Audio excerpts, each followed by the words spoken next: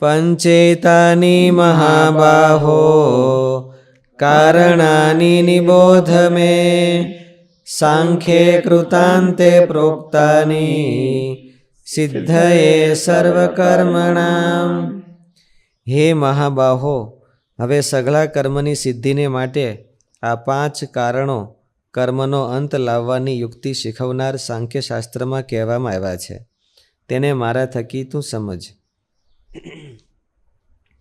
પંચેતાની મહાબાહો કારણાની. હે મહાબાહો, જેમાં સઘળા કર્મોનો અંત થઈ જાય છે એવા વૈદિક સિદ્ધાંતમાં સઘળા વિહિત અને નિષિદ્ધ કર્મોના થવામાં 5 કારણો બતાવવામાં આવ્યા છે. અહીં સાંખ્ય શબ્દ વૈદિક સિદ્ધાંત પરક છે, અન્યથા દૈવમ શબ્દ બંધ બેસશે નહીં. કારણ કે નિરીશ્વર સાંખ્ય ઈશ્વર સ્વીકાર નહીં કરે. માટે વૈદિક સિદ્ધાંત છે તે એમ માને છે કે આ 5 કારણોથી કર્મ થાય છે.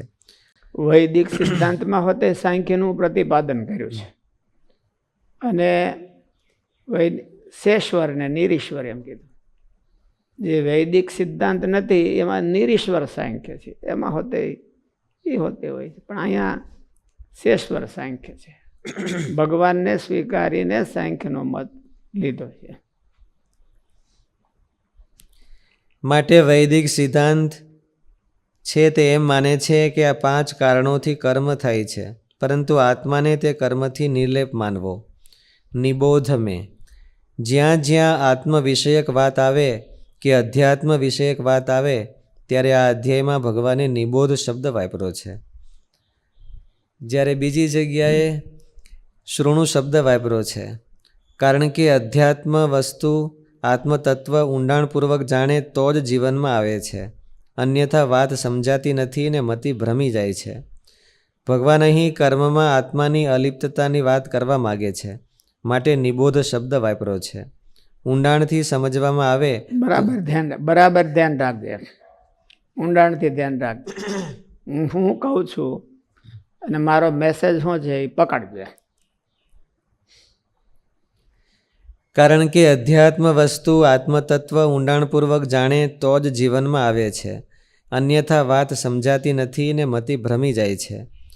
ભગવાન અહીં કર્મમાં આત્માની અલિપ્તતાની વાત કરવા માગે છે, માટે નિબોધ શબ્દ વાપર્યો છે. ઊંડાણથી સમજવામાં આવે તો જલ્દી અનુભવ થઈ જાય છે.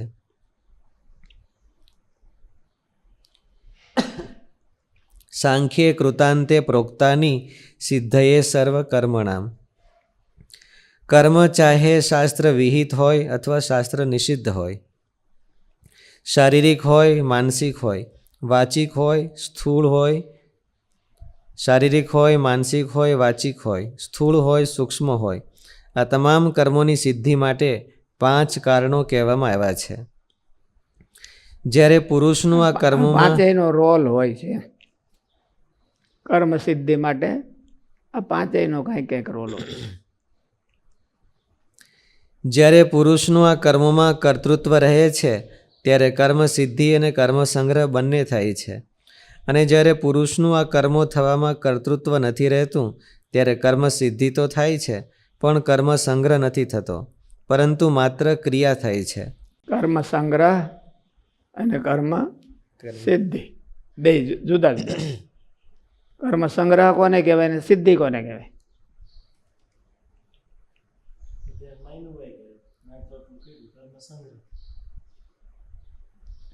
કર્મ સંગ્રહ કોને કહેવાય ને સિદ્ધિ કોને કહેવાય? તો સિદ્ધિ કોને કહેવાય?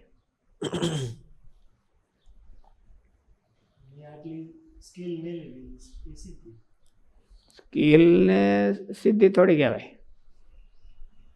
ERP પૂરું કરજો ને એક્ટિવ કરજો તો એ સિદ્ધિ કહેવાય. અને સંગ્રહ ક્યારે કહેવાય? મેં જ કર્યું, મારા વિના ન થાય તો તમે એનો સંગ્રહ કર્યો. હકીકતમાં તો ફળ લાગે એવું હોય, એને ભોગવવું પડે એવું હોય તો એને સંગ્રહ કર્યો કહેવાય. ફળ ન્યાય જોડાઈ જાય તો એને કર્મનો સંગ્રહ કર્યો. કર્મનો સંગ્રહ કર્યા વિના પણ કર્મને પૂરું કરી શકાય, એને કર્મની સિદ્ધિ કહેવાય. સુચારુ રૂપથી પૂરું કરવું જે કંઈ લીધું હોય એ કર્મની સિદ્ધિ કહેવાય. એટલે ભગવાને એવું કીધું કે કર્મની સિદ્ધિ કરવાની, પણ કર્મનો સંગ્રહ કરવાનો નહીં. કર્મનો સંગ્રહ ન કરે એટલે એ કર્મથી છૂટી જાય, ઉલટો વધારે છૂટી જાય. કર્મની સિદ્ધિ છે એ ભગવાનને સમર્પણ કરે, ભગવાનને માટે કરે તો એટલે કર્મની સિદ્ધિ અને કર્મનો સંગ્રહ એ બે નોખા નાખે. હું મારું કરે તો એને કર્મનો સંગ્રહ થાય, સિદ્ધિ તો થવી હોય તો થાય, ન થવી હોય તો નય થાય. ક્યારેક બધાને કઈ કર્મની સિદ્ધિ થઈ જાય એવું ન હોય. અને હું મારું ન કરે અને ભગવાનને અર્થે એ ધારણા કરે કે આ હું ભગવાનને રાજી કરવા કરું છું, કે ભગવાનના ભગતની સેવા માટે કરું છું, તો કર્મની સિદ્ધિ થાય, પણ કર્મનો સંગ્રહ ન થાય.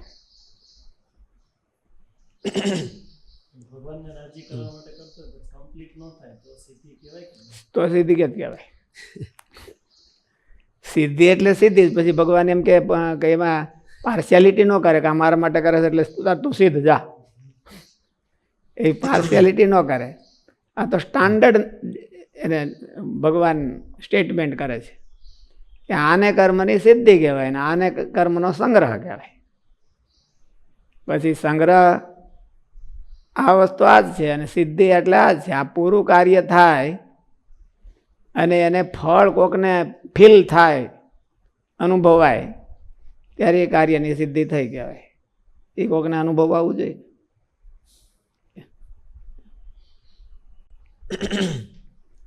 પણ એવી રીતે સંગ્રહ ન કરે તો એને ભગવાન મદદ કરે એવું પાછું ખરું. સંગ્રહ કરે તો એ એનું હુવાંગ થઈ ગયું એટલે પછી ભગવાન એમાં મદદ ન કરે. પછી કે વાંધો નહીં, પોતાની મેળે કરી લે છે, કરવા દો. એટલે અહમને મમત્વ કર્યું હોય તો એમાં એટલે સામાન્ય રીતે ભગવાનમાં શ્રદ્ધાવાળા રાખવાવાળાના કાર્ય મોટે ભાગે પૂરા થતા હોય, કારણ કે એમાં ભગવાન છે એને મદદ કરતા હોય. શ્રદ્ધા હોય અને અતિ નિષ્ઠા હોય તો પછી ભગવાન એને ગમે એમ કરીને પૂરું કરાવતા હોય, એટલે કાર્યની સિદ્ધિ કરાવતા હોય. છતાંય ક્યારે ન પૂરું થાય તો એને કાર્યની સિદ્ધિ ન કહેવાય.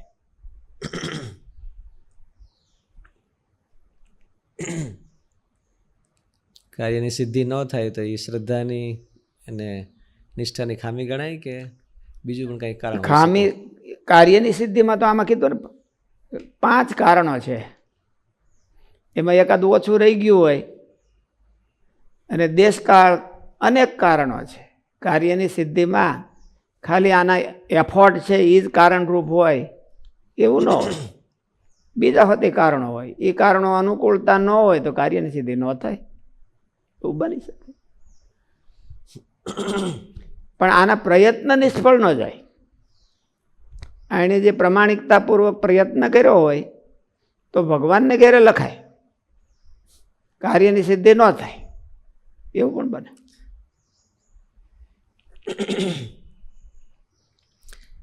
જ્યારે પુરુષનું આ કર્મોમાં કર્તૃત્વ રહે છે ત્યારે કર્મ સિદ્ધિ અને કર્મ સંગ્રહ બંને થાય છે. અને જ્યારે પુરુષનું આ કર્મો થવામાં કર્તૃત્વ નથી રહેતું ત્યારે કર્મ સિદ્ધિ તો થાય છે. અહંકારને આસક્તિ છોડી દે તો કર્મની સિદ્ધિ તો થાય, સંગ્રહ ન થાય.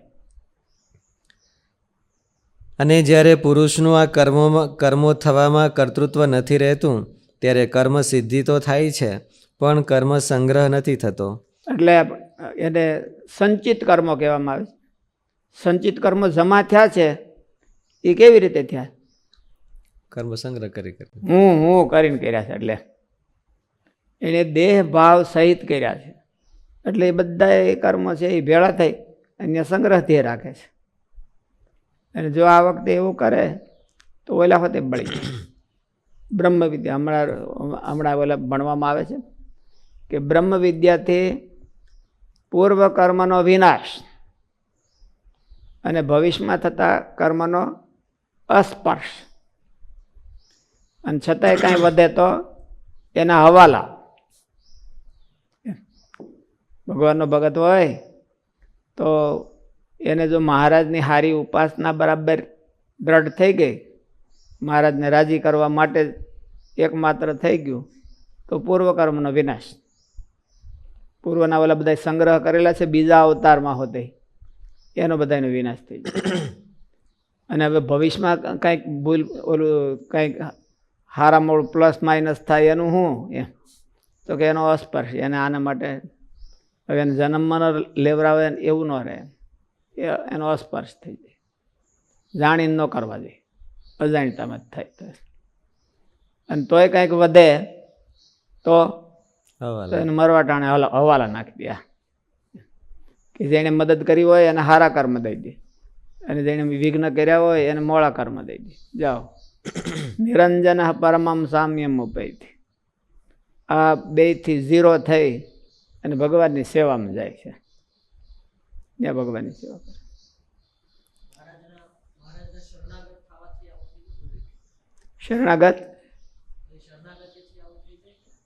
શરણાગતિથી થાય, પણ શરણાગતિ પાકી થાય ત્યારે થાય. શરણાગતિનો મંત્ર બોલ્યા ભેળું બધું પતી જાય કામ એવું નથી. શરણાગતિનો મંત્ર બોલ્યા ભેળો એ જો વયો જાય સીધો તો વાંધો ન આવે. અને અહીં બેઠો બેઠો પછી કાંઈ બીજી જે એક્ટિવિટીઝ કરે એટલે ઓલું એટલે શરણાગતિ પાકી થઈ જાય ત્યારે ફિનિશ થાય ત્યારે થઈ જાય. થાય છે શરણાગતિથી, પુરુષ પ્રયત્નથી ન થાય. શરણાગતિ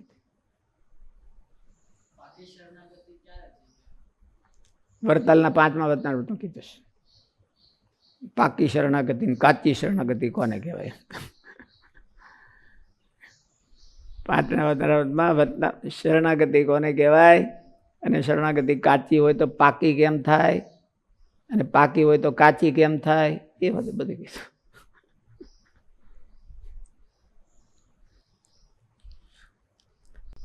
પાકી શરણાગતિ થવાનો શું ઉપાય કીધો? ભગવાનના ભગતનો ભીડો ખંભો. ભગવાનના ભગતનો ભીડો ખંભો અને એને અર્થે 5 રૂપિયા. અતિ ઉત્તમ ભગવાનના ભગત હોય એને અર્થે ઘસાવું, એને અર્થે ઘસાવું. એની માનસી પૂજા કરવી, દેહ કરીને ઘસાવું તો એને કાચો હોય તો આ જન્મે 100 જન્મે પાકી થવાની હોય તો આ જન્મે પાકી થઈ જાય. અને પાકી હોય ને કાચી થવાનો શું ઉપાય? ભગવાનના ભગતને ગહાવા હારી બેઠે. આપણે ગહાવવું નહીં તો એને પાકી હોય તો કાચી થઈ જાય. આ વર્ષે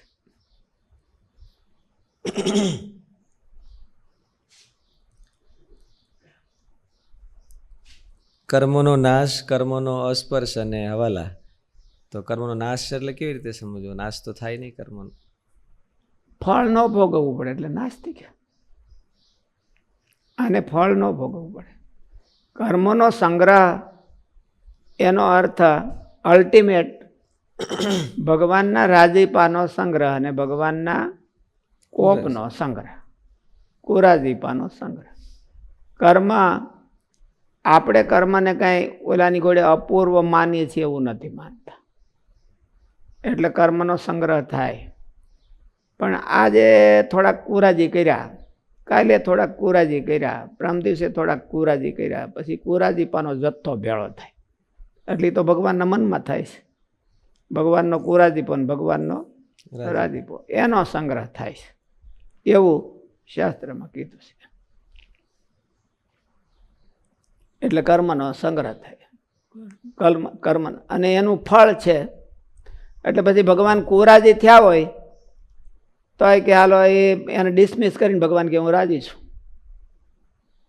આજે ભગવાનની ઉપાસના કરે અને શરણાગતિ કરે અને એને પાકી કરે ત્યારે ભગવાન કુરાજી થયા હોય તો એ કુરાજી ભગવાન મૂકી દે કે ના ના હવે હું રાજી છું, બહુ રાજી થઈ ગયો.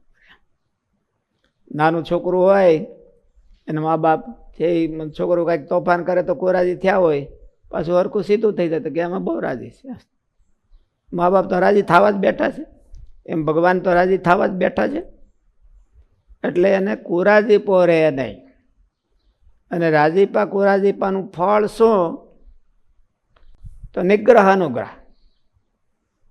એની ઉપર નિગ્રહ કરે કે હવે તે મને કુરાજી બહુ કર્યો છે ને રાજી કર્યો જ નથી, એટલે હવે તારે ગધેડાની યોનિમાં જવાનું, કૂતરાની યોનિમાં જવાનું, 84માં જવાનું, જમપુરીમાં જવાનું. એનો નિગ્રહ કર્યો કે. અને અનુગ્રહ હોતે કરે કે તે મને રાજી કર્યો છે તો લે મનુષ્ય બનાવી દઉં તને, એટલે તને સત્સંગ આપી દઉં, એવું રાજી. વધારે પાછો રાજી કરે કે તને ધામ આપી દઉં, યદગત્વાન નિવર્તન તે તદ્ધામ પરમમ. હવે પછી તારે કાંઈ બીજું કાંઈ નિરાત કર્યા એ રાજીપાનું છે. નિગ્રહ અનુગ્રહ એનો સંગ્રહ થાય.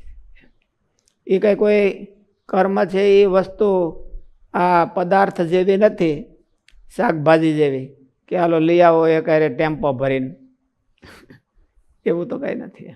એટલે એનો સંગ્રહ આવી રીતે થાય, ભગવાનના રાજીપાનો ને ભગવાનના કુરાજીપાનો. અહીંયા મને નાના નાનાને રાજી કરવા, તો એનાથી ભગવાન રાજી થતા જાય, એની રાજીપાનો સંગ્રહ થયો.